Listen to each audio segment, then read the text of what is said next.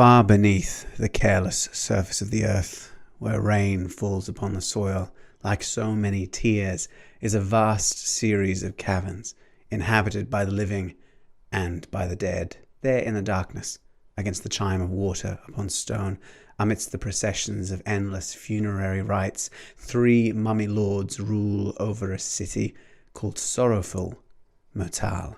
Hello adventurers, welcome back to the Red Quills. My name is Ryan and today is day 23 of our November map making challenge, and my brain is as sharp as ever.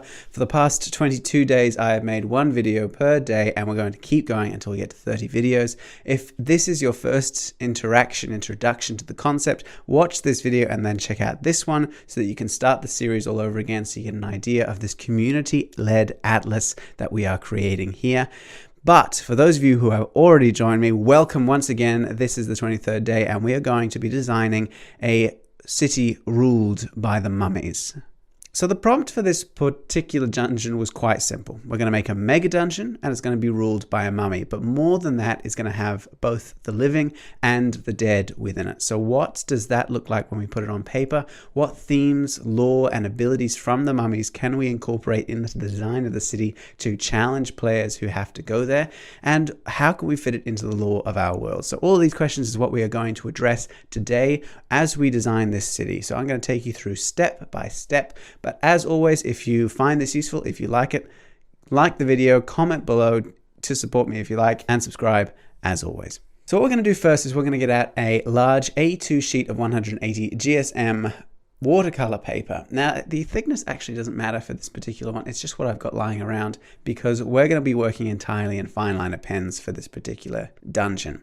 What I'm going to do is I'm going to go through and I'm going to design the city as a whole. Now, there are over 100 chambers in this particular mega dungeon, and most of them, almost all of them, are labeled and have a function somewhere in the running of the city, either in the necropolis for the dead or in the metropolis for the living. And so I don't really have time to do, as I normally do for the really quick maps, go through each individual chamber and talk about it and what kind of traps they are. So we're going to just talk about it as an overarching theme. And if you want more details on it, you can check out the downloadable, which is available publicly on the Red Quills Patreon, link in the description below, or find my notes on the Red Quills Discord as well. So the first thing that we want to talk about is we want to talk about mummies, because I love mummies, guys. Mummies are a great monster in D&D, super underutilized outside of a really specific genre, which is almost exclusively by people who fell in love with the various stars of that cult classic adventure film, The Mummy. Not the Tom Cruise one, the Brendan Fraser one. But mummies' lore and powers and abilities are so interesting to use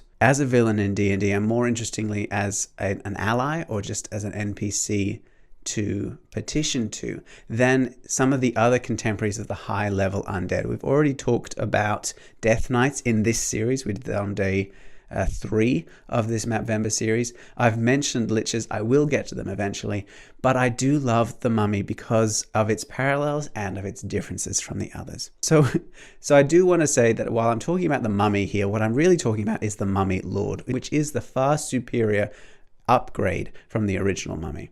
The Mummy Lord is the true big bad of the undead, and it is like a lich is the undead version of a wizard, and the Death Knight is the undead version of a paladin. The mummy is really the undead version of a cleric. A lot of their powers come specifically from the devotion spells, the incantations therein, and they have a specific theme, which is death and decay and infestation. And using those, you can get a lot of insight as to what their backstory is supposed to be. But even in the monster manual, it only really gives you the concept that mummy lords were once tyrannical monarchs who used the powers of death priests and cults to raise themselves after death. Not only are they immune to everything that the undead are normally immune to, unless their heart is destroyed, then they rise again near to it within 24 hours after being killed. And that alone is just an amazing thing to have. It is, of course, standard for those high-level undead, that ability to come back and back and back, but it really provides you with a great adventure hook, particularly because the heart itself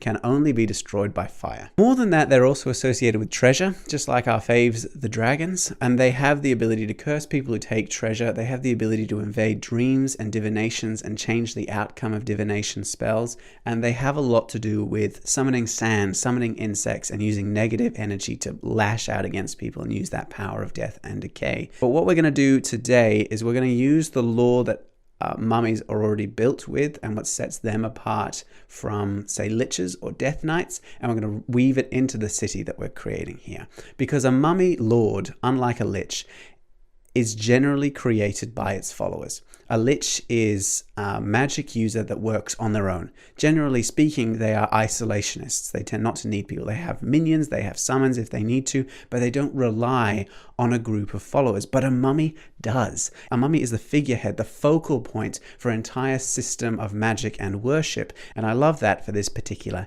city. So what we're going to do is we're going to design this city with that in mind. Let's talk Sorrowful Myr'tal. Now, in the maps that we've done so far, we talked about Myr'tal as being one of the cities within Greater Myr, which is isolationist, they're xenophobic, they don't like people a lot, which gives us a lot to work with because it means that there's not a lot of information about the kingdom on the broader maps that we've already done. All we know is its location, and that's meant that I have a blank slate to work with here.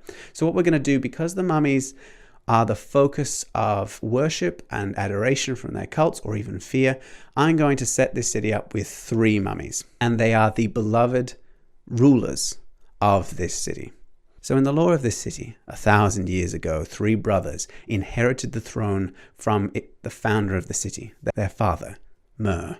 And the 3 brothers were wise and strong and good, and each of them personified one of the great values and virtues that Myr holds most dear: honor, justice, and righteousness. And sharing the throne, they grew not jealous and envious of one another, nor did they covet power and bend the city to their will. They were good, they were honest, they were just, and they were righteous. And at the end, when they reached their fading years, their people did them the greatest honor that they could. In order to keep their benevolent rulers, they bound them with spells of exceptional power, channeled the potency of their belief into the rulers and the thrones themselves, and lifted them from mortal life to be more akin to the demigods that their people saw them as. Those 3 brothers yet rule the city of Myr 1,000 years later. So with that lore in mind, that the city was established by their father, but really was expanded upon and given meaning and duty and honor by these 3 brothers, means that we can build the entire city around them and have a population of the living within a mega dungeon that the players can interface with. So earlier on, I've also got another quest. So what I'm thinking is, if we send the players to a mega dungeon like this in order to claim a particular artifact, because again, there is that association between mummy lords, mummies in general, and their treasure. So we have a specific artifact that the players are looking for that they need to claim from this mega dungeon, from the city beneath the soil. And the mummies will not only protect fiercely their treasure, but also their people. Their values have not changed in the past 1,000 years. The dead do not change, only the living grow. And so that is both a blessing and a curse. While they are still the rulers that were bound to undeath 1,000 years ago, and they still embody those values that they had, they haven't changed. They haven't altered their perspective on the rest of the world in that entire time. They are mistrustful because the world that they came from was far more warlike and barbaric than it is today. Modern diplomacy is alien to them. And so Sorrowful Myr'tal has been pinned to a particular moment in history and is unable to change so long as the mummy lords are in charge. With that prompt in mind, there is another prompt that I'm going to give for this city, which is that I'm going to divide it in 2. Well, in 3.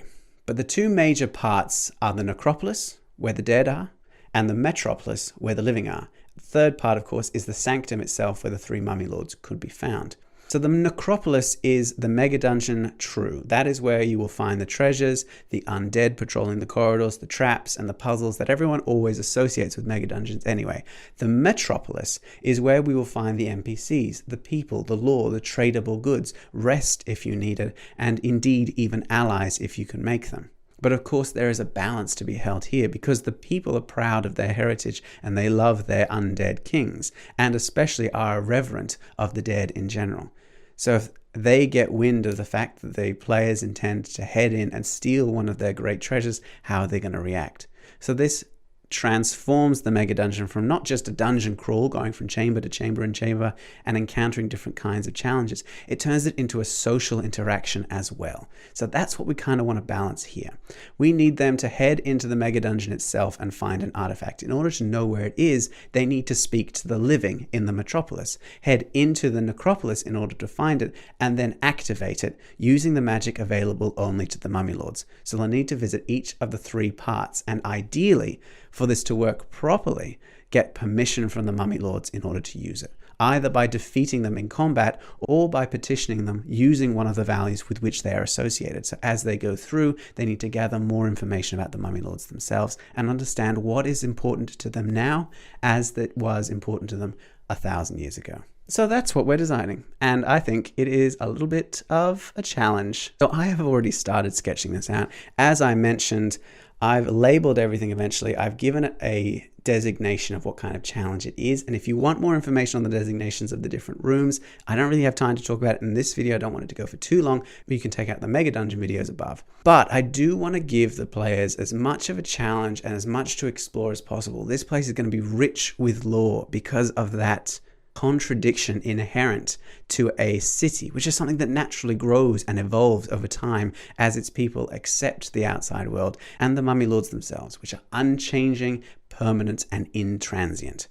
So that contradiction makes this really interesting place to explore. So the metropolis itself is designed much as a city would be, but I have broken it down into individual chambers, much like a Megadungeon would have. We have lakes on which most of the domestic structures are floating like barges, and that means that I don't need to map them. But those lake caverns is where Sorrowful Myr'tal gets its name from. I want it to be a reference to the fact that water is constantly dripping from the roof of the cavern into these subterranean lakes, and they live on barges anchored in that dark cavern above the water. They can drink from the water, they can grow crops on the water as well, and they can eat there. The other chambers around the outside of these 2 major caverns are for the major functions you would find in a town. We're talking temples, judiciary halls, gathering halls, forges, feasting, bathhouses, and libraries. And in that way, we can address each of the major needs that a city has without needing to map it out too in depth. As long as we keep in mind that most people live in the boats that are anchored out on the lake, and that most of the major functional areas are within the caverns themselves, that makes our life a lot easier. And that is breathing Myr'tal, the area for the living. That is easy. What we're going to do then is we're going to turn our attention to dreaming Myr'tal, which is the necropolis where the dead are. And this is the area of the city which is not built around the lake, which is the lifeblood of the people. It is built into the stone itself. There's still a few places where the water drips down. It is Sorrowful Myr'tal after all. But what we want to do is be much closer to the inspiration for tombs like this, like the Valley of the Kings, the interior of the pyramids, the ancient Mayan or Chinese burial grounds from ancient history in our own world. And in order to do that, we've got main focal points, and I've broken it up into dynastic areas where they have expanded the caverns over time and over the centuries according to the social changes in the city at the time. So the dynasties in question are named after animals. For instance, we've got the Serpent Dynasty, we've got the Lion Dynasty, we've got the Ox Dynasty, things like that. And in each of them, they have a different social focus from the time, which harkens back to the history of the city and to the values that were instilled by the 3 original rulers. But that way, also by dividing it into dynasties, we can have a different kind of challenge in each of them. For instance, the Serpent Dynasty was focused on expanding their knowledge of magic as a people. That was when it was in vogue to learn magic, when they sent out their war parties to gather more secrets from the various magical academies around the rest of the lands, and when they started to create a lot of artifacts. In the Crane Dynasty, they dealt a lot with expanding their armies, and they fought wars against their neighbors, which forced many of them to be drafted into the military for that reason. And in those halls, you'll come across a lot of combat challenges against the undead, the soldiers that served the city at that time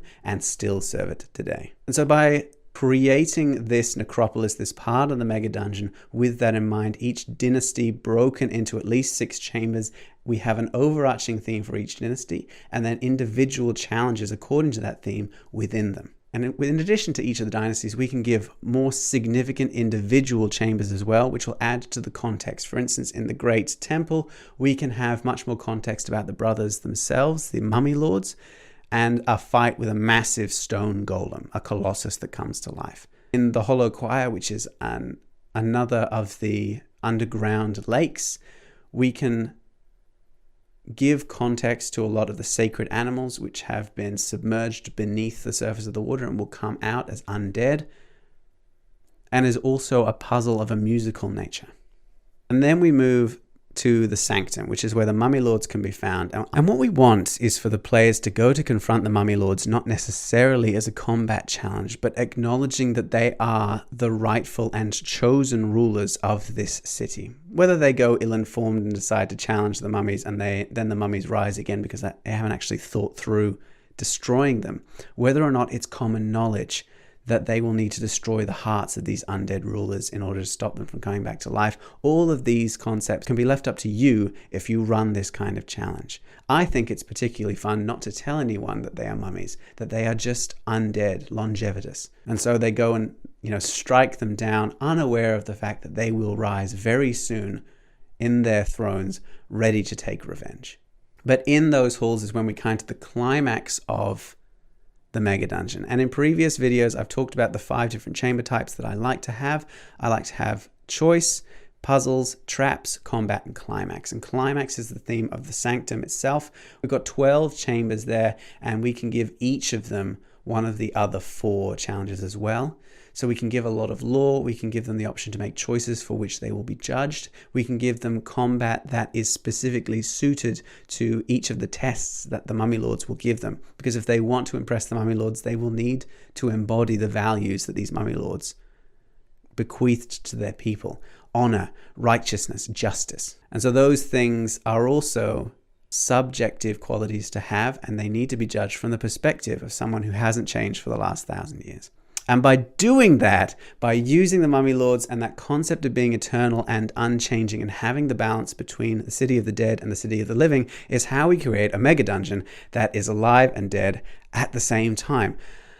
I actually really enjoyed creating this dungeon. As I said, there's so much more to talk about here. I spent hours and hours on this, and I will have a write-up of the lore that I made up for it as well on the Patreon and on the Legend Keeper as well. Again, links in the description if you ever want them. If you've got questions for me about how I make it, stick it in the comments below. I love replying to things, or find me on the Discord as well. Tag me as well, because I don't always see every message. There's a lot of activity that goes on there. I also really want to see how you guys took this challenge as well. There's been some fantastic submissions to the challenges that we've done for the daily and weekly challenges so far this month, and I have loved. I'm getting most of the submissions back for the Atlas now, and I am so keen to see the final product, and I hope you guys are as well. Now for tomorrow, it's the 24th day of the challenge, and our prompt for tomorrow's daily challenge is this. We've all seen arena combat in D&D before, or in any TTRPG. What I want to ask you is, how would you actually design an arena? And I'm not talking about what is just, within the focus of the stands. What does the building itself look like? What are the different rooms that you need? If a group of players was given the task of breaking into the arena during a fight and springing someone from a death sentence, how would they do that? That's what we kind of want to look at here. Tomorrow I will be designing the Arena of Gore, and I desperately want to see what you guys are going to give this as well. So once again, thank you for watching. This is a bit longer than my usual videos, so let me know what you think, and I will see you tomorrow. But until then, happy mapping. Now, ideally, what we want is for the players to go to confront the mummies, not necessarily to... And what we want is for the players to go to confront the mummy... And what we want is for the players to go to confront the mummy lords not necessarily as a combat challenge, but acknowledging that they are